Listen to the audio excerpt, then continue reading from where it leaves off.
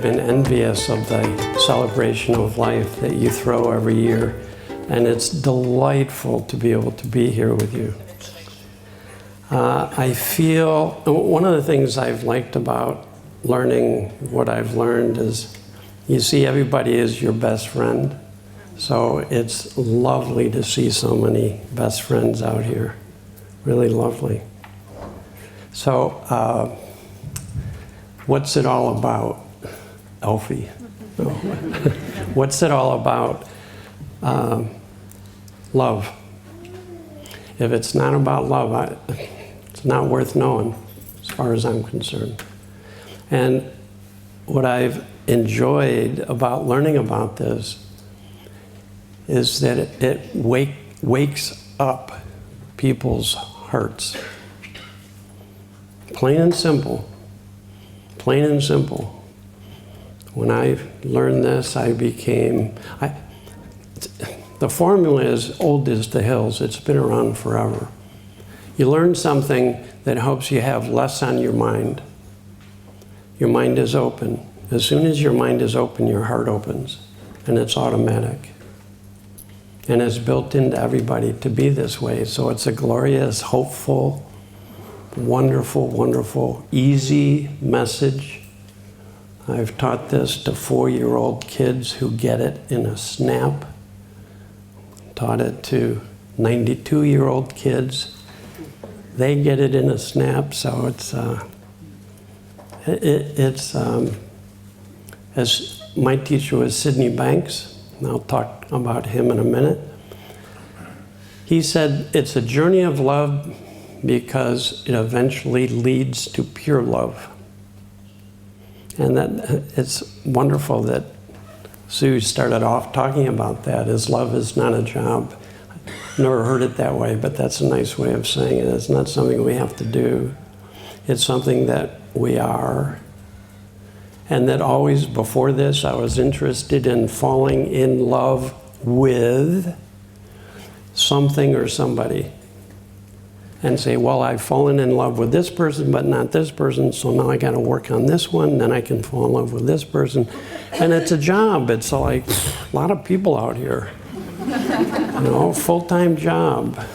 And what I like about this is you don't fall in love with, you fall into love.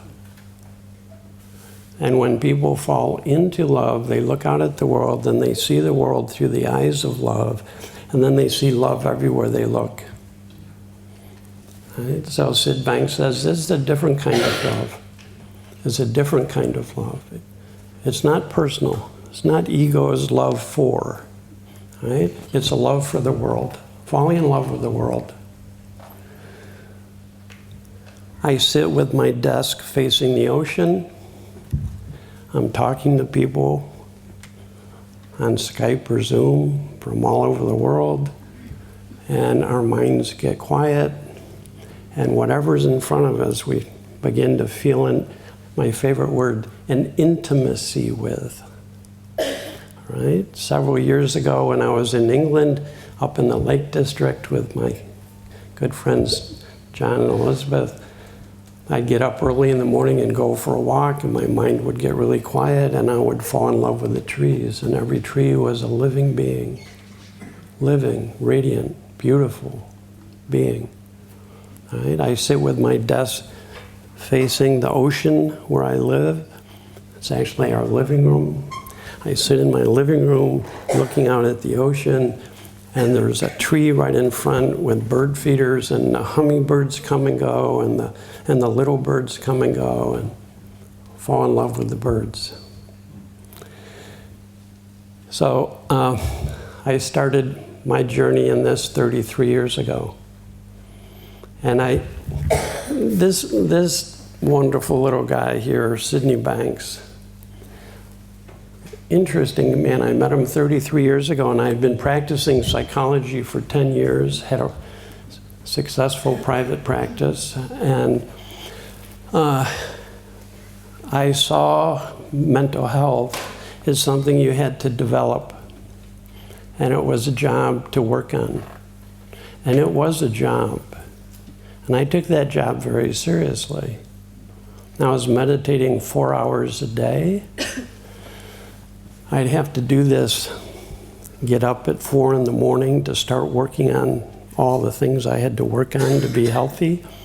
Right? So I'd meditate for a couple of hours, and then later at noon I would meditate rather than eat lunch, and then at 11 at night after my kids went to bed, I'd meditate for an hour until I fell asleep around midnight or 1,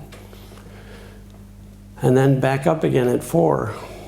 And I also had trained myself to wake up at the end of REM sleep. So during the night I had recorded by flashlight pen 5 dreams.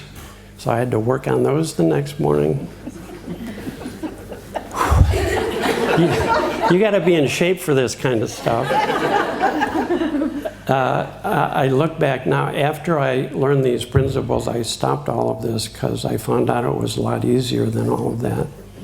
But I went on hands and knees and begged my wife's forgiveness for all those years of waking up by flashlight in the middle of the night to write down dreams.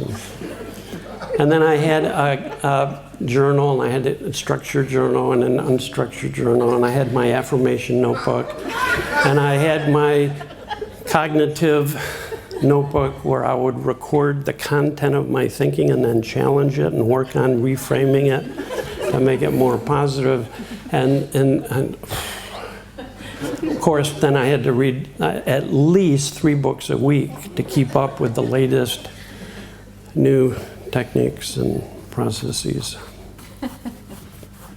Now, this is all very, very understandable if you think you don't have it,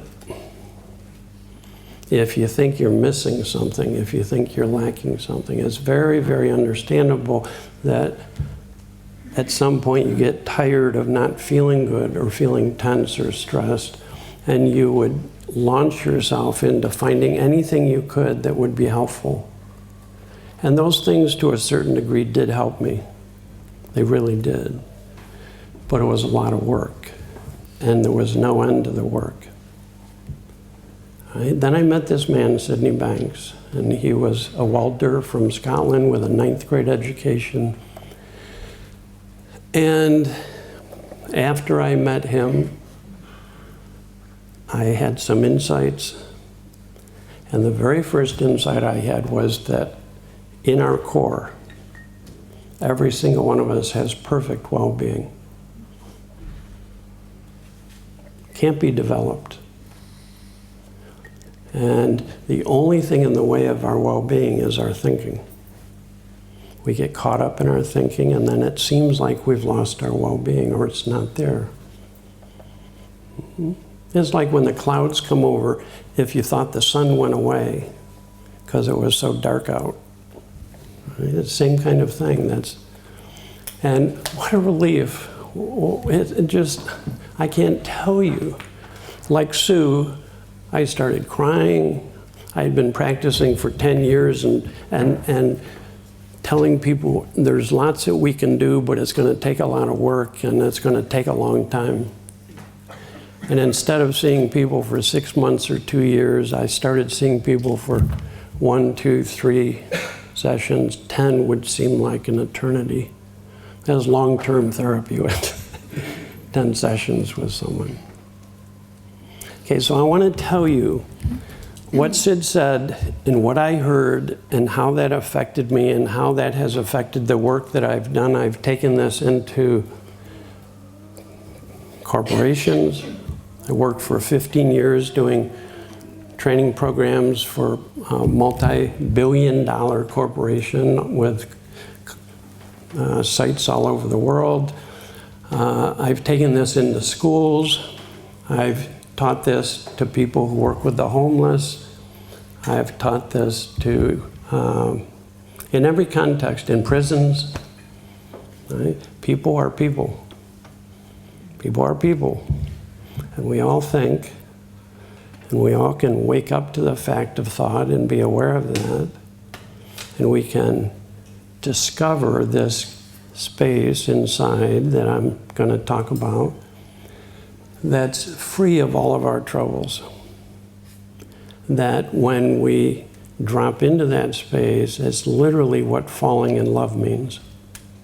You fall into a space where, without all the judgments in front of our eyes, you start feeling a greater intimacy with life and with people and with trees and with chairs and with food and music. And life becomes more of a celebration rather than a drudgery. Is this making sense so far? Okay. First thing, Sid had an insight. He was very, very insecure. He described himself as being insecure. He only had a 9th grade education. He worked very, very hard as a welder. He and his wife argued, and his mother-in-law, they argued all the time. And he wasn't really very happy and was very serious. And his wife kept trying to get him to do some kind of self-development so he could be a little bit happier in life. And she talked him into going to a couples retreat. And it had a famous psychologist from New York City, and this was in the early 70s, and that's when I started as a psychologist. And at that time, we were really into feelings. So someone would come to see us, and we'd say, "What are you feeling?" That's about all we asked people. They'd say, "Well, I went to this party." "Well, how'd you feel while you were at the party?" And you keep asking that question until people start crying, and then you feel like you're getting somewhere. Now we're really getting, we're getting to the core here. We're getting to the true self. And we would encourage people to get it out, because if you don't get it out, you won't be healthy. If you don't get it out, you'll be sick. If you don't get it out, all kinds of things are going to happen. So we had Bataka bats, and we had pound pillows, and get it out, get it out. So that's the nature of this weekend that Sid went to. So here's this guy, he's very quiet, very sort of introverted, and he's being asked to tell his wife everything he doesn't like about her and to get it out, you know.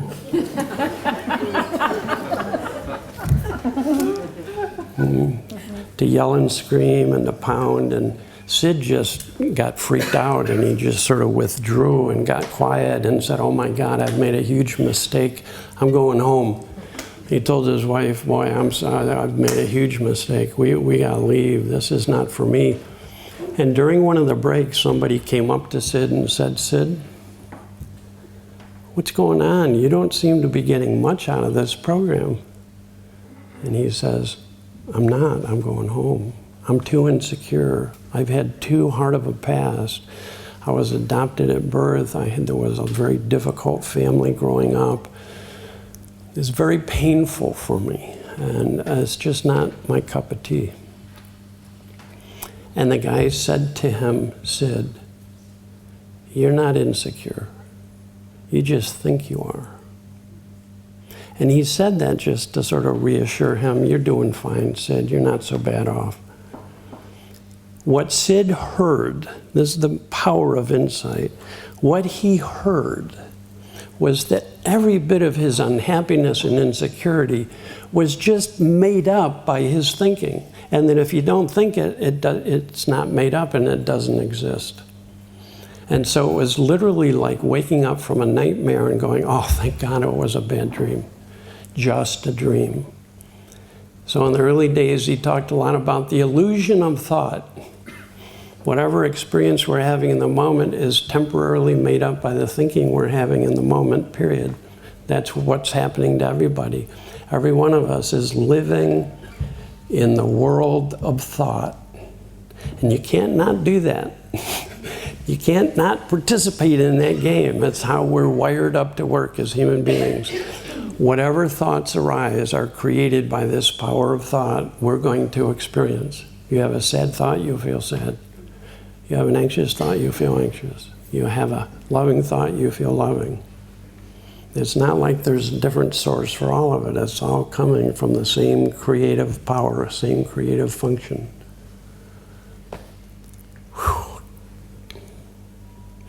He said it was like an explosion went off in his head and 40 years of unhappiness evaporated, were lifted from his shoulders. Can you imagine? Can you just, I wish this on everybody, but can you imagine that suddenly he realized that the only source of human feeling and experience was being created from within by this power of thought. It's all thought. You just say it's all thought, whatever you're experiencing. Well, that's thought. Well, I'm sad. Well, that's thought. Well, I'm anxious. Well, that's thought.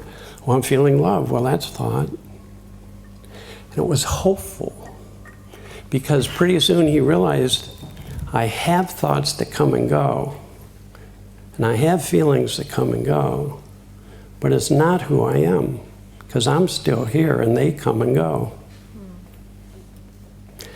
You're all wearing clothes. You put them on, you take them off, it's not who you are. All right? You might get a little identified with a certain fashion. It's like, well, it's like, the real me is this shirt, you know. But then you take it off or it gets old and you throw it away and you get a new one, and all of our experience is like that. So after Sid had this insight, he looked around. Very simple, he looked around and he saw everybody as a thinker. He could see people in that workshop thinking about things from their past, and that thinking would create a feeling and it would make them miserable. And he says, well, we have free will, we can do that, we can think about anything we want. So if we want to think about something and keep thinking about it, we're free to do that. Why? Was his question. Why would I keep thinking about it if it keeps making me anxious? Why would I keep thinking about this if it makes me more and more upset? And so he just started dropping so much of his unnecessary thinking. So much of the thinking that was weighing on him. Okay, some of you are here for the first time. When I feel like every time I come to one of these, I'm an absolute beginner. Nobody can say, I couldn't possibly be any more loving, any more compassionate, any more creative. And as people have insight into this, they do become more loving or more compassionate in life, more understanding. They do, that happens. Right? You can call that levels of consciousness. But there's no ceiling. I love it, there's no ceiling. Our nature is perfect, and our capacity for love and understanding is boundless. There's no limits on the heart, none. Right? So, I'm listening to Sid talk about it's all thought. We live in the world of thought. We experience our thinking, and that's the only place our experience can come from. And I'm going, well, that sounds good, but you don't know the kind of problems I have. You don't know this one situation now. That's not thought, right? And I had my exceptions. Or what about this? What about that? I'm in my hotel room on the second night, just like this. It was in Tampa, Florida, hotel room, beautiful palm trees, right? And I was thinking about something that was going to happen a week later. And I'm thinking about it and thinking about it, and probably for half an hour I'm thinking about it. And then for the first time in my life, I sort of woke up and realized I was thinking up this feeling of anxiety I was feeling. And it brought me, as Sid would say, if you really see thought, it brings you right back to the now. If you really see, oh, it's my thinking creating this, why? It brings you back to the now. It's built into us for that to happen. You don't have to work on this. This is not a job. If you touch your hand to a hot stove, you don't have to work on taking your hand off if you know that the pain you're experiencing comes from touching the stove. Right? People are like this. It's no different. So here I was thinking up this, creating this heat, and all of a sudden I realized it's my thinking creating that heat. And I came back to the now, and in the now, you'll still have all kinds of thoughts and feelings, but they flow. They come and go freely. They're just like little kids. I just had my fourth grandchild, little girl, Bailey, and I spent the first 2 weeks of her life with her, and I had a lot of face-to-face time. A lot of face-to-face time. And I'd watch her, and she had all kinds of feelings coming through her. It was almost like her face was a kaleidoscope of emotion. It'd be, and it would be constantly changing. But you know what? She had zero thinking about it. See, that's our natural state. That's what Sid was pointing us toward. That's still there all the time. Doesn't come and go. So our natural state is this wide openness that allows the flow of experience to come and go and flow through us. So we'll still have feelings, but without the story. Without the story, without the judgments, without the shoulds, we're free. I get anxious before I give a talk. I used to care.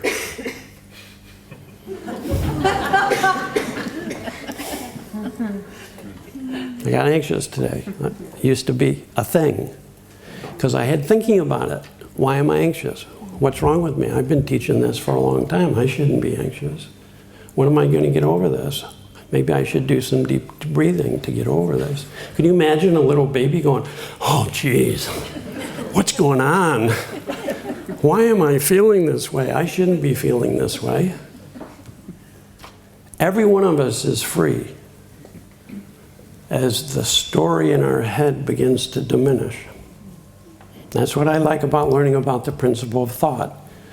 I want every human being on this planet to understand this. I've traveled the world, literally traveled the world. I've done trainings in 40 countries. I've asked thousands and thousands of people, what are you feeling? And I get the full range, because there's no judgment. Every feeling is normal. The next question is an interesting one. Where do you think it comes from? I've had people say, I know it's thought. And next time they're upset, I say, why are you upset? And they say, well, that jerk did this. See, this happens to all of us. It's normal. We just lose sight of the fact of thought. Why is that? Because it's invisible. We asked Sid that. Why do we keep getting so lost and caught up in thought? What's the deal?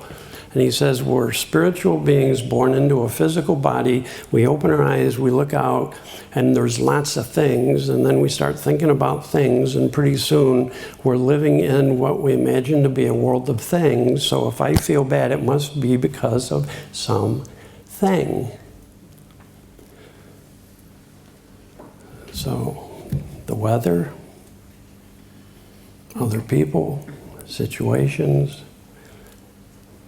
my personality, my nationality, my biochemistry, the list goes on and on and on. I've heard every answer imaginable, and it's very interesting that nobody says, well, it's obvious why I'm feeling this way. It's just being created by thought.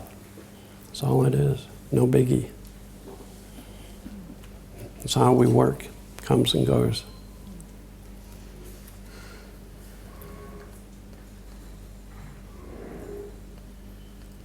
I get a call from a friend in England that I shared the principles with. And she said, Dicken, I used to be so anxious. And we had a few sessions, and now I can get up in front of people, and it's not a problem for me at all. My life is so much easier and better. But my 10-year-old daughter, Dicken, is so anxious that the school has told me they're going to ask her to do therapy. and they're thinking maybe she shouldn't be in a public school because she gets so anxious and has panic attacks and just can't function, can't learn. She said, would you please talk to her? I said, okay, but they're going to be short talks. We don't have to have long talks. And I want you to be there so she can be comfortable. So we go to have our first session, and it's on Skype.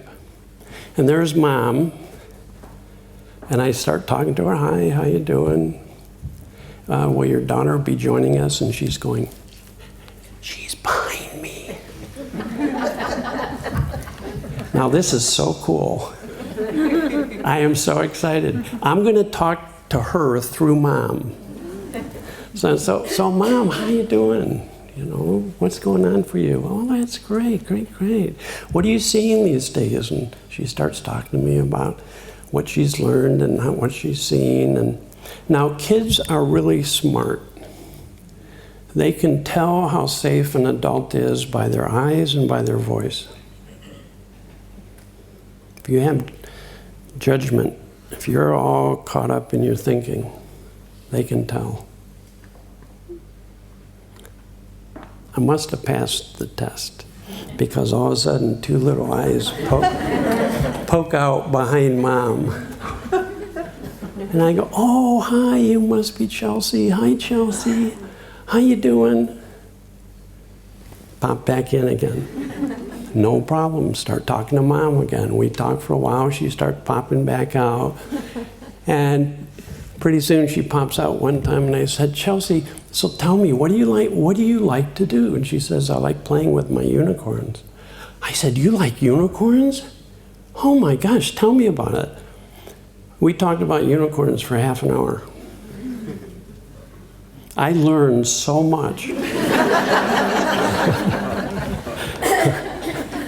Do you know if you touch a unicorn's horn, butterflies fly out in all different colors? I don't know. I got my doctorate and I never learned that. So that should have been the curriculum, I think. She was so adorable. We talked about this, and at the very end of the session, I don't know how it came up. Somehow it just came up, and I started talking about, you know, what lovely feelings we're having talking about unicorns. And I love that we get to experience our thinking so that we can have these kind of feelings. We'll have all kinds of feelings, won't we? Do you have all kinds of feelings, Chelsea? I do. Oh, you have that kind of feeling? Oh, I have that kind of feeling. I'll bet I have every kind of feeling you have, because it's normal to have all kinds of feelings. We're built for that. Nothing wrong with having any of our feelings. This is what I call planting seeds. I'm not trying to teach her. I'm just pointing her toward truth. We live in the world of thought. Second session. She's sitting next to her mother. Progress. I start talking with both of them, and we have a great talk, and we keep talking.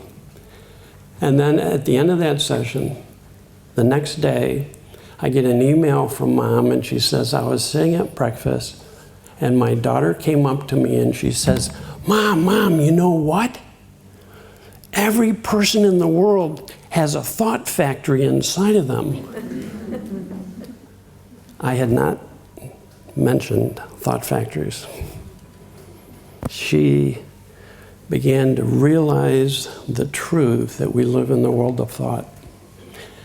I can't tell you what, it's amazing to me what happens to any human beings when they realize that for themselves, because hearing it doesn't do it. You have to begin to really realize, oh, I am a thinker, and I do live in the world of thought, and it's normal to experience whatever it doesn't even, it's not saying you shouldn't feel that, it's not saying you have to stop feeling something or stop thinking something, just understand. You know what happens when we become more understanding toward ourselves? We relax. You know what happens when we relax? We have less thinking on our mind. You know what happens when we have less thinking on our mind? You have more love, more happiness, more peace, more. And that begins to get stronger and stronger.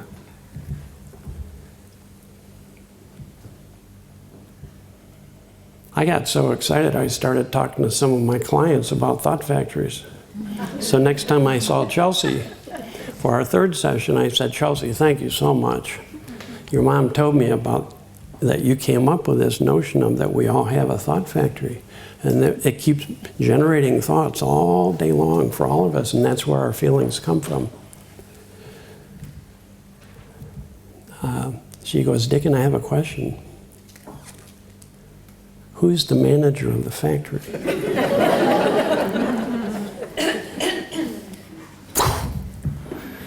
It's like, let me sit down, Chelsea. Who's the manager? Now, this is very interesting. I said, you are, because you are the thinker. Now, the you I'm talking about is not the ego. It's big you. Universal you, divine you, whatever it is that generates life. That's the true thinker.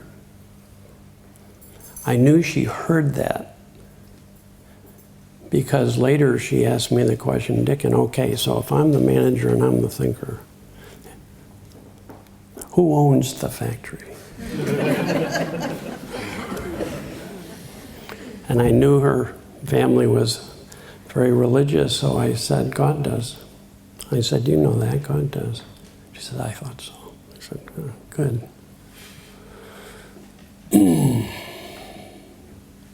Okay.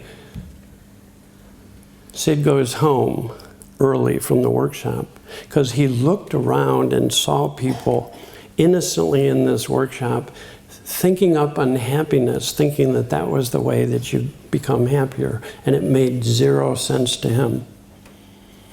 And so he goes home, and he's sitting in his living room, and for 3 days and before that, 3 days and 3 nights, it's like he can't sleep. He's having insight after insight after insight. Oh my gosh, it's all thought, and nobody knows it.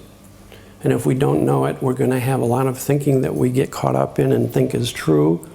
We won't see it as a dream. We'll think it's true. And that's the only mental illness in the world, is somebody having a painful thought that they think is true. That's how Sid defined mental illness. But for that, people would have perfect well-being. If you didn't think that thought was true, you could have the same thought, I am stupid. And it goes through like it does with babies. It's just a temporary thought-created experience. In Tibetan Buddhism, they call that state of mind newborn consciousness. Right? Yea, but we become like children. Only then can we enter this heavenly state of presence. The now, the divine now, the spiritual now. The now that's not in time. The eternal now, the endless now. Okay, now we're going to get to that, because that's what really drew me to this, is the spiritual dimension of this teaching. And the connection between the spiritual and the psychological.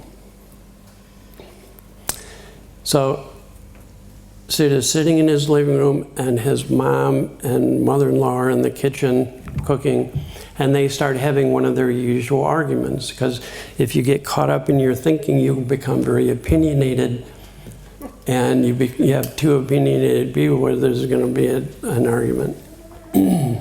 So they start arguing, and he starts going, oh my gosh, this is the human predicament.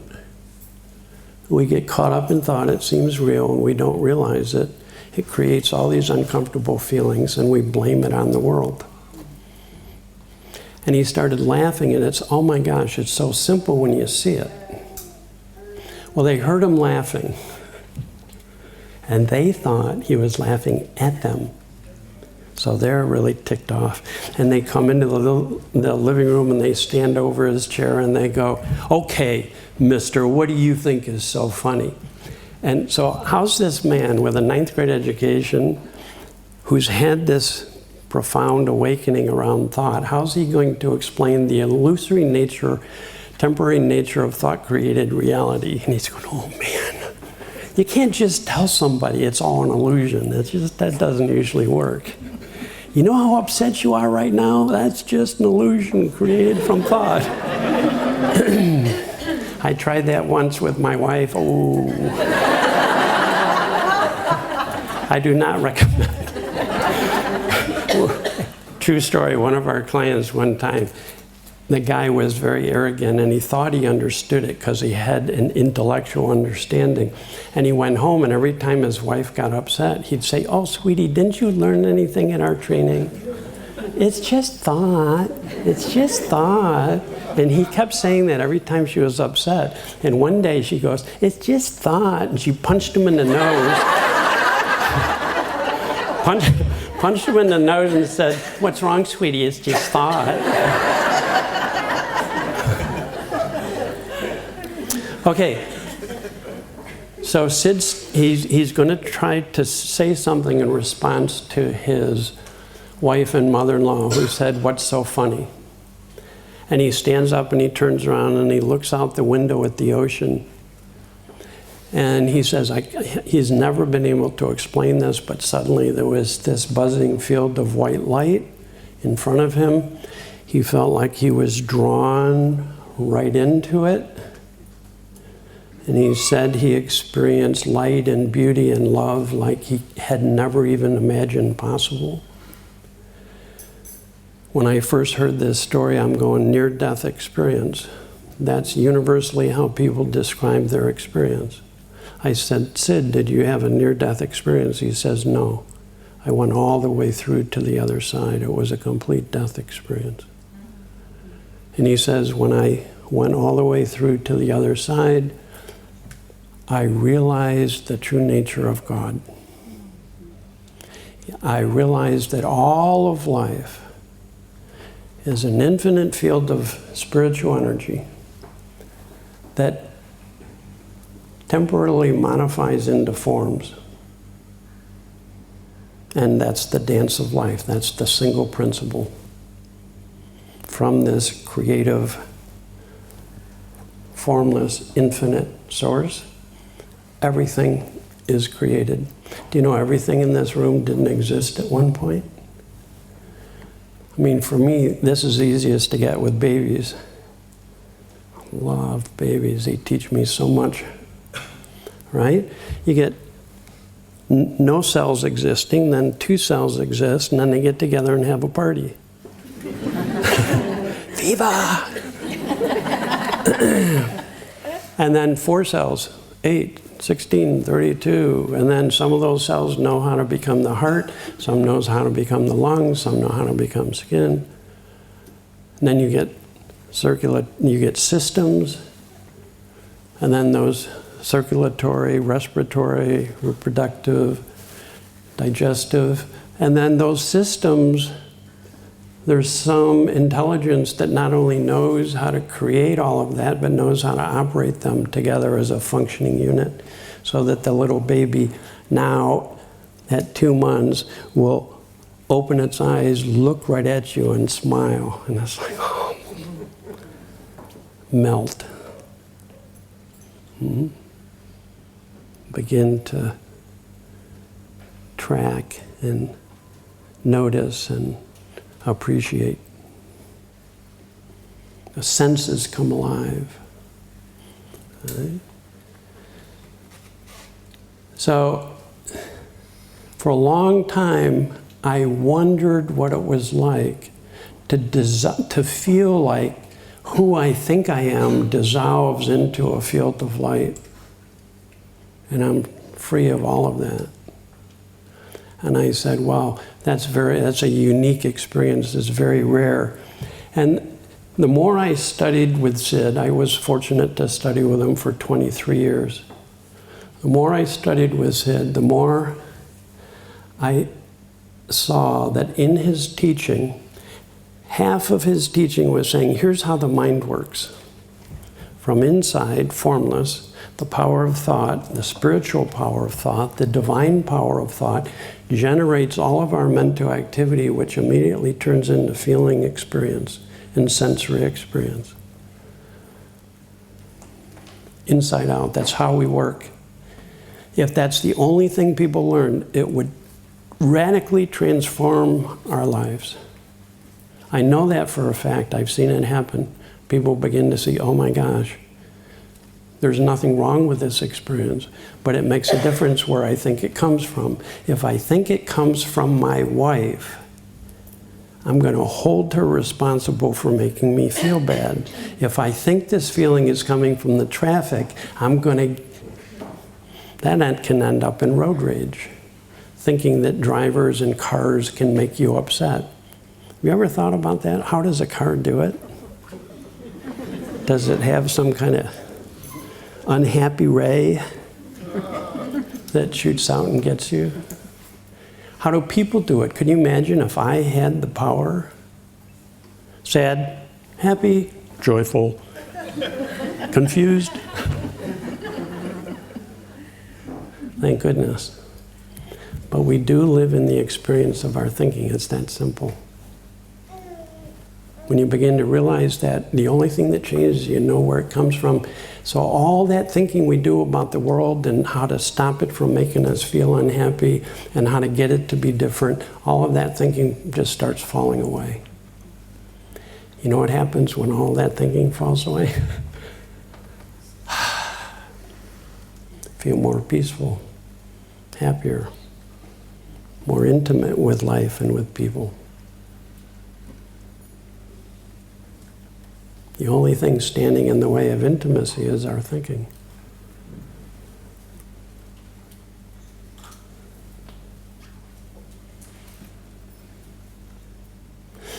Okay, so I started to realize half of Sid's teaching is saying you may not have the same enlightenment experience I had, but you can taste exactly what I tasted during that experience.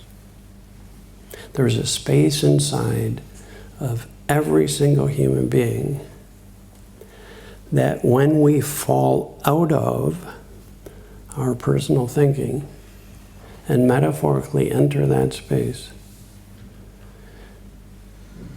always, as Sid would say, it must happen. Something beautiful must come into you. For no reason, you start to feel feelings that are more uplifting. You start to have thoughts that are new and fresh. You start to be more creative. You start to have more common sense. That's why Sid could say, you already have perfect well-being inside of you. It's just waiting to come out. Just like the sun patiently waits to come out until the clouds part, and then sunbreak. Here comes the sun. Doo, doo, doo, doo. I love seeing people as radiant beings who get caught up in thinking, so we wear this Halloween mask. It's Halloween, so. Like I can remember in Halloween, my wife she's the sweetest, kindest, softest, most gentle person, and she loved dressing up in her alter ego, and she'd be a witch, and she'd have this long wig on and her pointy head and get all face paint, and she'd say to our kids, "Come here, little kids, I'm gonna get you." And they would really be frightened, and then they'd go, "Mommy, is that you?" It's really nice to see beyond people's masks. That inside of everybody is a being of light. Inside of everybody is teddy bear. Teddy bear is the universal symbol for unconditional love. Just stands arms wide open, the eternal hug, the internal embrace. So this space within Sid would often call pure thought. Pure thought because it's before all concepts, beliefs, and ideas, which distort and contaminate our view of ourselves in life. So it's pure thought. Pure thought, he said, is love. It's pure consciousness. These are the three principles that we talk about: thought, consciousness, and mind. Our universal divine source that we're all intimately a part of and connected to. Pure consciousness, which is awareness free of distortion, where our senses come alive and dance and sing. If you walk in the woods and you're caught up in your thinking, you won't see beauty. You come out of your thinking, you'll see it everywhere. That can happen anywhere. You can be in the middle of a city and you can see things that are outwardly don't look very pretty. And like I love photography, and when my head clears when I'm in the city, I'm taking pictures of manhole covers and doorknobs and the light reflecting off smudged windows with a handprint on it, and going, wow. That's our birthright, to see and experience beauty. Why is that? Because these are the secrets that get revealed from within. When people drop into this space, as Sid would say, I didn't discover the principles, they were revealed to me. Pure thought, pure consciousness, pure mind are three different ways of talking about the infinite field of energy that we're all dancing in and are part of.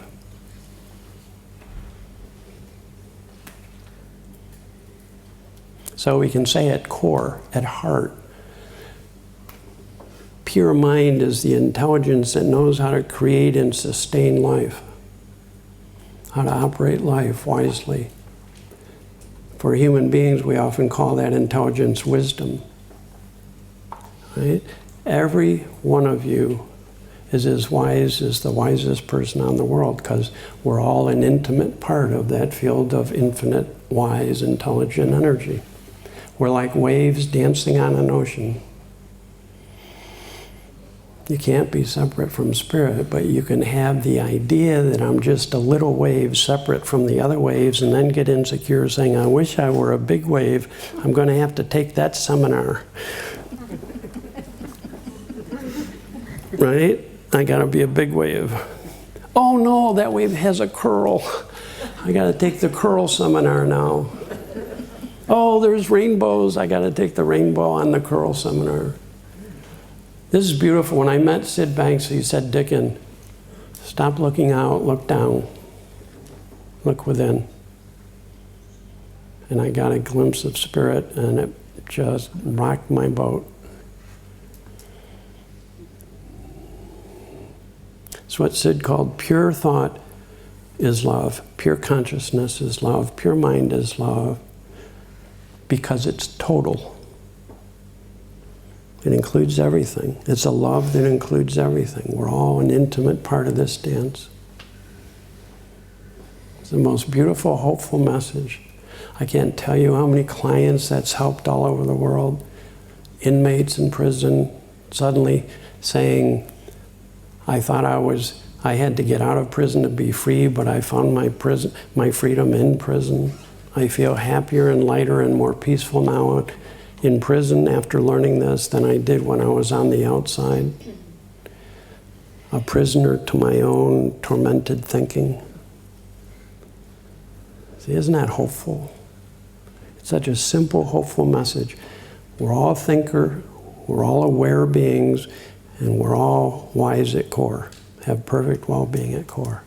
What a beautiful message. We can become aware of the fact of thought because it's built into us. We can become aware of our divinity because it's built into us to be aware of that.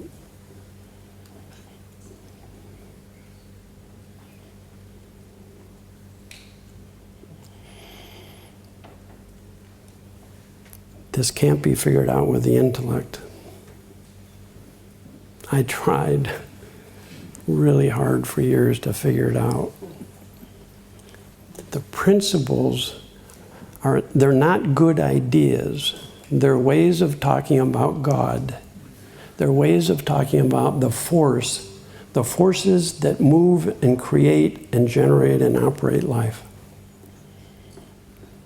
You can't do the principles. That would be like waking up and saying, I'm going to do gravity today. I didn't do it yesterday. I'm going to do gravity today. Okay. Thank you, everybody. It's been a delight.